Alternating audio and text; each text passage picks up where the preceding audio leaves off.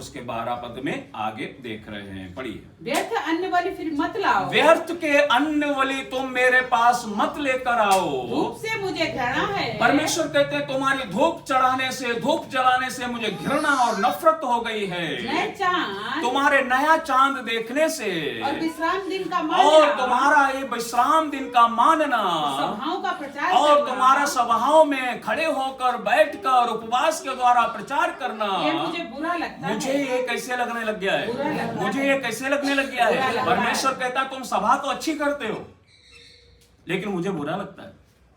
तुम धूप तो अच्छी वाली जलाते हो लेकिन मुझे बुरा लगता है। तुम बाइबल तो पढ़ते हो लेकिन मुझे बुरा लगता है। तुम प्रार्थना तो करते हो लेकिन मुझे बुरा लगता है। तुम मेरी संगति में तो आते हो लेकिन मुझे बुरा लगता है।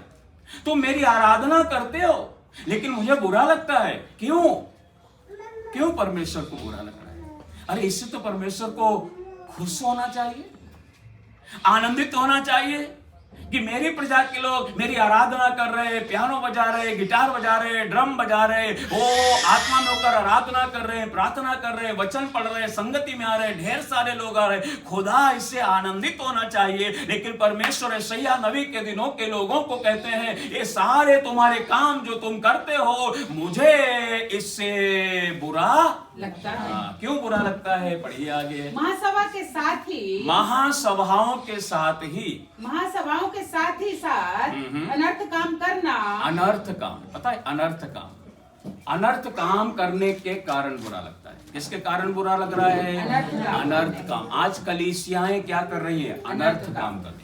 आज परिवारों के अंदर, समाज के अंदर, विश्वासियों के अंदर परमेश्वर देखने के समय क्या देख रहे हैं? अनर्थ काम हो रहा है। प्रियो ध्यान से सुनिए, एक खुदा के आत्मा की वाणी है। आज कलीसियाओं के अंदर, समाज के अंदर अनर्थ काम हो रहे हैं। हम आराधना बहुत अच्छी कर रहे हैं, नो डाउट, हम प्रार्थना बहुत अच्छी कर रहे हैं, कोई संदेह नहीं, हम बाइबल खूब पढ़ रहे हैं, इसमें कोई दो मत नहीं, हम परमेश्वर की महिमा के लिए दान दे रहे हैं, हम परमेश्वर की सेवा के दसवां अंश दे रहे हैं। परमेश्वर को ये सब चाहिए, लेकिन तो भी परमेश्वर कहते हैं बेटा तुम महासभाएं कर रहे हो, तुम उपवास कर रहे हो, तुम मेरे आंगनों में आते हो, तुम आंगनों में आकर धूप जलाते हो, ये सब ठीक है अपनी जगह, परंतु इसके साथ साथ तुम एक काम और कर रहे हो, और वह क्या है? तुम अनर्थ काम करते हो। तुम्हारे अनर्थ कामों के कारण मुझे तुमसे नफरत हो गई है। तुम्हारे बुरे कामों के कारण मैं तुमसे घृणा करने लग गया हूं। तुम्हारे पापों के कारण, तुम्हारी बुराइयों के कारण मैं तुम्हारी धूप को देखना नहीं चाहता हूं। तुम्हारी बुराइयों के कारण मैं तुम्हारे उपवास की प्रार्थनाओं को सुनना नहीं चाहता हूं। क्यों? क्योंकि तुम अनर्थ काम कर रहे हो। जी पढ़िए। अनर्थ काम करना मुझसे सहा नहीं जाता। और परमेश्वर कहते हैं अनर्थ काम अब मुझसे सहा नहीं जाता। जितना सह सकता था मैंने सह लिया, अब मुझसे सहा नहीं जाता। तुम्हारे नए चांदों, तुम्हारे नए नए चांदों और नियत पर्वों के मानने से, नियत पर्वों को मानने से मैं जी से बैर रखता मैं हूँ। जी से बैर रखता हूँ। वे सब मुझे बोझ जान पड़ते अब ये हैं। सारी बातें, तुम्हारा धूप जलाना, तुम्हारा नियत चांदों को मानना, तुम्हारा नियत पर्वों को मानना, तुम्हारा मेरे आंगनों में आकर मेरा आंगन तुम्हारे पांव के द्वारा रौंदा जाना, ये सारे तुम्हारे कामों के कारण मैं जी से बैर रखने लग गया हूं। घृणा हो गई, नफरत हो गई है मुझे। मैं उनको सहते सहते उकता मैं गया। इनको सहते सहते अब उकता गया हूं। जब तुम मेरी ओर हाथ फैलाओ, इसीलिए याद रखना इस्राएलियों, ये परमेश्वर ने यशायाह के दिनों में कहा था, जब तुम मेरी ओर अपने हाथ फैलाओ तब मैं तुमसे मुख फेर लूंगा। मैं तुमसे क्या कर लूंगा? मुख फेर लूंगा। आज क्यों हमारी प्रार्थना सुनी नहीं जाती? हमें प्रार्थना करते करते महीनों हो गए, वर्षों हो गए, क्यों जवाब नहीं आया? क्या खुदा हमारी प्रार्थना नहीं सुनता? अरे बाइबल कहती उसने हमें काम दिए तो वो हमारी क्यों कर ना सुनेगा? दाऊद कहता है मैंने यहोवा की दुहाई दी और उसने झुककर मेरी दुहाई को सुन लिया। परमेश्वर खुद कहते हैं यिर्मयाह 3:33 में, तू मुझसे प्रार्थना कर और मैं तेरी प्रार्थना को सुनूंगा। लेकिन यहां खुदा कुछ उल्टी बात, या बोलना चाहिए कुछ अलग ही बात अपने वचन के आधार पर बोल रहे हैं कि तुम मुझसे कितनी भी प्रार्थना करो मैं तुम्हारी प्रार्थना को नहीं सुनूंगा। क्यों? क्यों? आज विश्वासी लोग अन्याय कर रहे हैं, आज कलीसियाएं अन्याय कर रही हैं, पाप कर रही हैं, बुराई कर रही हैं, इसलिए खुदा नहीं सुनता। क्यों? मैं इसलिए बोल रहा था ना, अपना जीवन सौंपो परमेश्वर को, समर्पित कर दो। प्रभु से बोलो, प्रभु मैं आपकी इच्छा के अनुसार चलूंगा, मैं आपकी आज्ञाओं का पालन करूंगा, मैं आपके विधियों का पालन करूंगा, नियमों का पालन करूंगा। मैं इस संसार में रहते हुए दिखावे की जिंदगी नहीं, परंतु ईमानदारी की जिंदगी जीऊंगा। मनुष्य मुझे देखे तब मैं सही चलूं, ऐसा नहीं, मेरा खुदा मुझे देख रहा है, इसलिए मैं सही जीवन जीऊंगा।